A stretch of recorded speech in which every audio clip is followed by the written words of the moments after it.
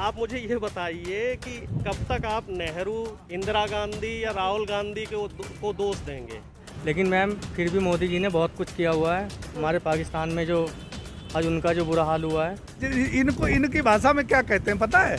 हमारी भाषा में इनको अंधभक्त कहते हैं। अरे पाकिस्तान से मोदी जी ने कुछ क्या लाभ उठाया? पाकिस्तान की बात कर रहे हो तुम? 150 करोड़ रुपए खर्च हुआ है डोनाल्ड ट्रम्प, नमस्ते ट्रम्प के पीछे। मैं आपको बता क्या दिया तुमने गरीबों को? बीजेपी सरकार चुनावों के लिए ही है, जनता के लिए नहीं है। जनता को पूरी तरह से उनके हाल पे छोड़ दिया गया है। सारे मीडिया चैनल जितने भी हैं सब मोदी का गुणगान कर रहे हैं, एक भी जनता की बात नहीं दिखाता है। जब मजदूर रोड पर मर रहा था तो जनता का मीडिया चैनल नहीं दिखा रहा था। मैं आपसे कहना चाहता हूँ, ज्यादा जनता के हमदर्द बनोगे तो केसेस थे तब देश में, पूरे देश में लॉकडाउन लगा दिया गया, पर अब जब केसेस 2.5 लाख से ऊपर पहुंच चुके हैं तो अब अनलॉक कर दिया गया है।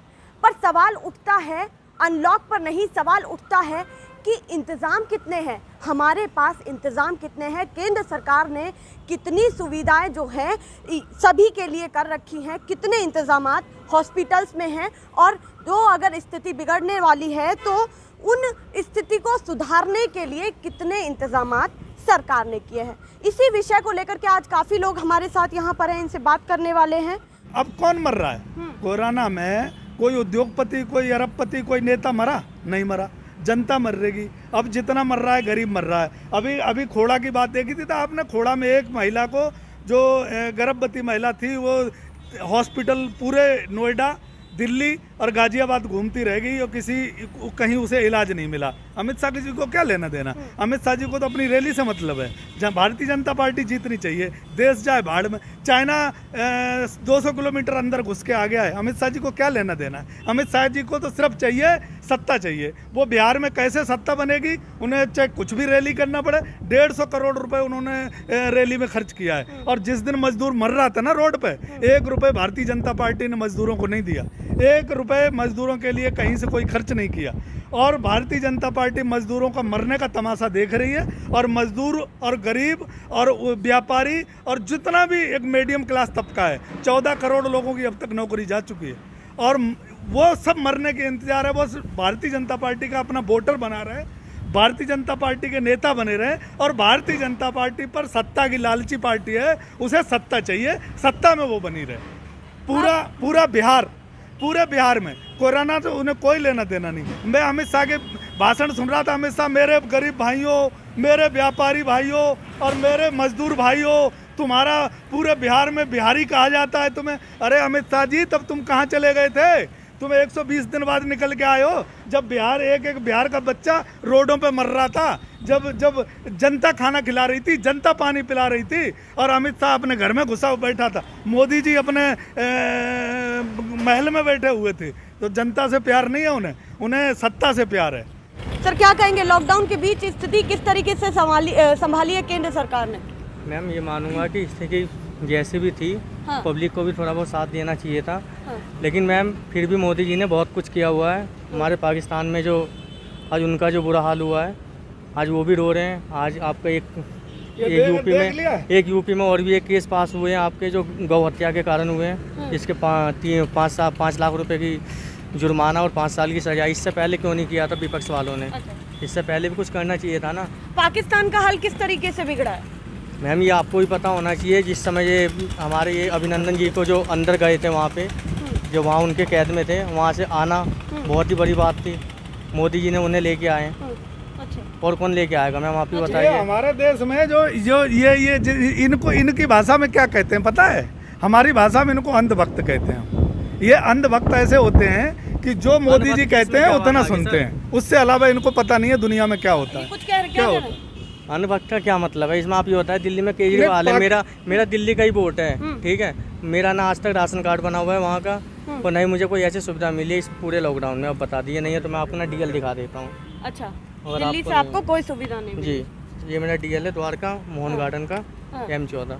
अच्छा, पाकिस्तान से मोदी जी ने, यहाँ के विधायक अरे पाकिस्तान से मोदी जी ने कुछ क्या लाभ उठाया? पाकिस्तान की बात कर रहे हो तुम? अरे पाकिस्तान के अलावा, ओ भाई पाकिस्तान के अलावा चाइना की भी बात कर लो। अरे चाइना 200 किलोमीटर अंदर घुस आई है। पाकिस्तान की तुलना हिंदुस्तान कहाँ? सर सुनो, आज से पहले डोनाल्ड ट्रम्प जी, अमेरिका का कोई भी हो, हमारे जो आपके जो पूर्व जो सीएम थे, वो पीएम, ये आपके डॉक्टर मनमोहन सिंह पीछे पीछे घूम रहे थे। आज विदेश वाले भी उनके साथ हैं, मोदी जी के साथ हैं। क्यों है? उनके साथ क्यों है? सर सवाल बीच में ये अभी हमारा जैसे साथी दे, मैं एक सवाल पूछ लेती हूँ। एक मिनट मैं कहना चाहूँगा, मैं दोनों से ही सवाल, मेरा दिल्ली का आई कार्ड है, ठीक है ना? इस बीच मैं एक प्रश्न पूछना चाहती हूँ, इनसे एक प्रश्न पूछना चाहती हूँ। देखिए मेरी बात सुन लीजिए आप जरा, मेरी बात सुन लीजिए आप जरा।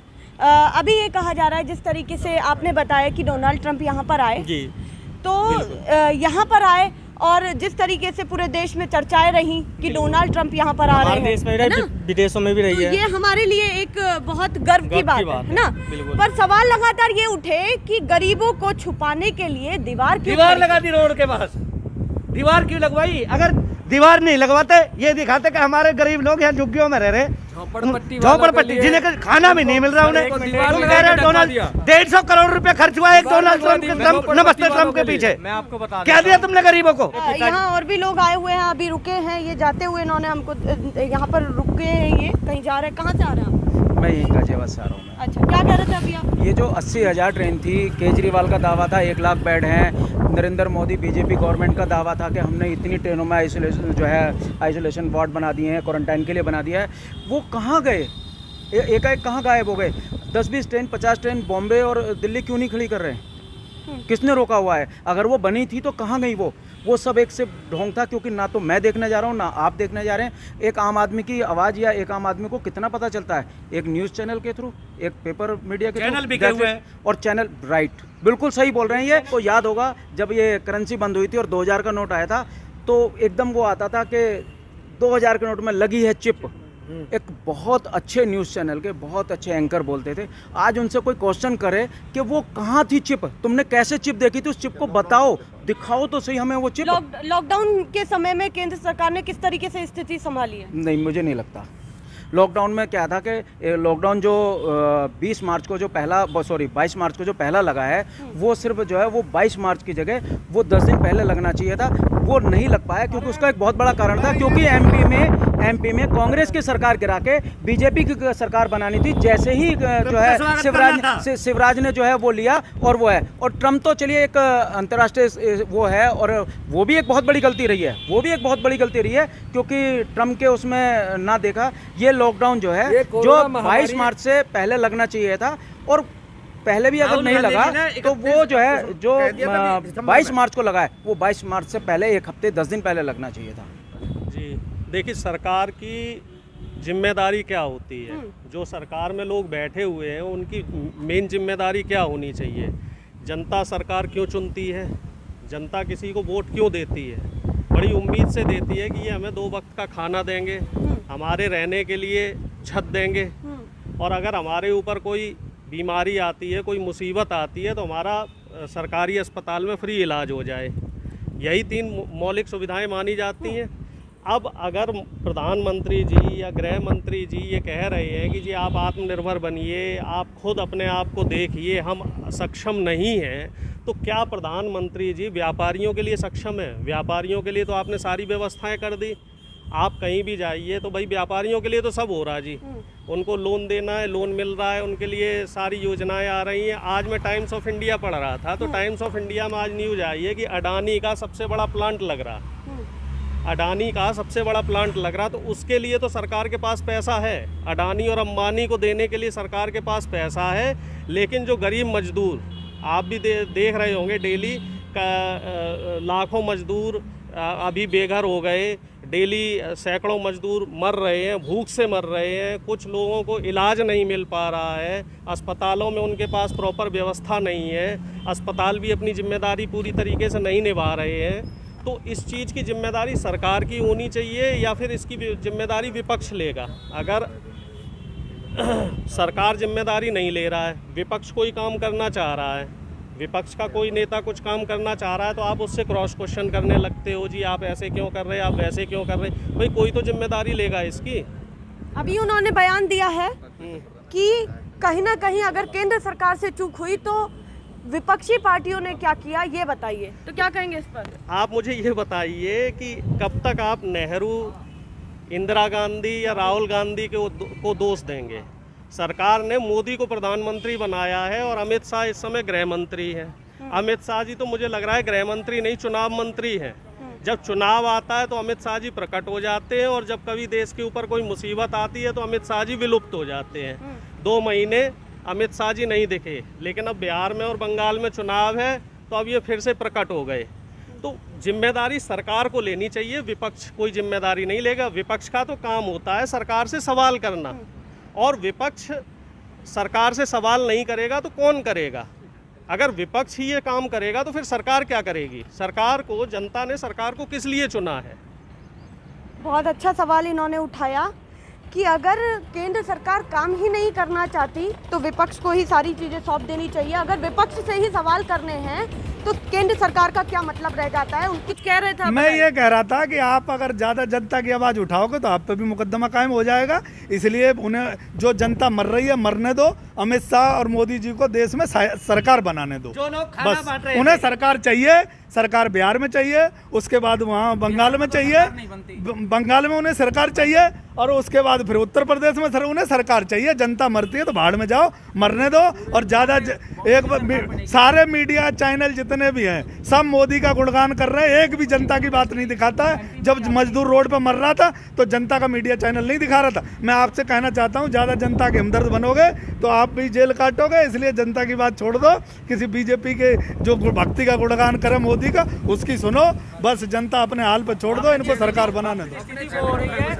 देखिए, हम जब तक लगातार ऐसे ही आवाज़ उठाएंगे मजदूरों के लिए और उन गरीब तबकों के लिए, उन ज़रूरतमंदों के लिए, जब तक सरकार सुन नहीं लेती। हालांकि हमने बहुत सारी ऐसी वीडियोस भी आपको दिखाई हैं जिसमें कई सारे लोगों की हमने मदद भी की है और पुलिस प्रशासन को बुला करके उन पर कार्रवाई भी करवाई है। और ये कुछ कह रहे थे, इनकी बात सुन लेते हैं उसके बाद। ये भाई जो हमारे देश को पाकिस्तान से तुलना करते हैं अपने देश की, हमारे उत्तर प्रदेश की बराबर नहीं है पाकिस्तान। जिस पाकिस्तान से तुलना करते हो तो चीन से क्यों नहीं करते तुम? ये कहो कि चीन की बराबरी करें हम, इतने अंदर पहुंच रहा है आपके देश में। सवाल लगातार यही उठे कि अलग देशों की बात क्यों करी गई जब देश में ही अपने देश में नहीं लोग मर रहे हैं, अपने देश को छोड़कर दूसरे देश को अपने घर में याद कर रहे हैं। हमने जो राशन भी बांट रहे थे उनके खिलाफ भी मुकदमे हुए इस सरकार में। क्या गलत किया?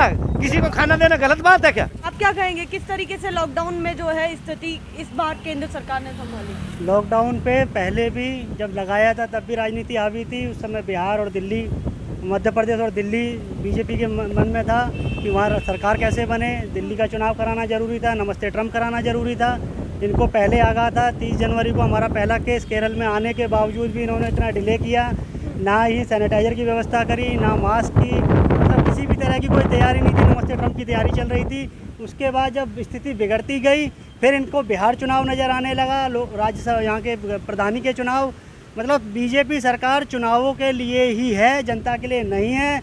जनता को पूरी तरह से उनके हाल पे छोड़ दिया गया है। मैं खोड़ा में रहता हूँ। कल ही खोड़ा में 2 महिलाओं की मृत्यु हुई है। मृत्यु का कारण था इलाज ना मिलना। इस सरकार ने कोरोना के लिए इतने बेड आरक्षित कर रखे हैं, लेकिन जो गैर कोरोना के मरीज हैं उनके लिए सरकार ने क्या व्यवस्था करी है? दूसरी बात, जिसको डायलिसिस चाहिए वो डायलिसिस नहीं ले पा रहा।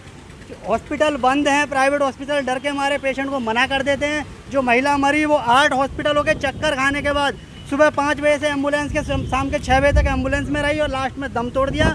किसी की जिम्मेदारी नहीं। सरकार हर बार जांच का नाटक करती है, किसी को सजा होते ना सुना है इस सरकार में। अभी भर्ती घोटाला देखा, उसको रद्द ना करके जांच बैठाई जा रही है। तो हर भ्रष्टाचार को दबाने के लिए सरकार लीपापोती करती है और वही इसका काम है। आज तक किसी भी अधिकारी को या किसी नेता को सजा इस सरकार में मिली हो तो बताएं।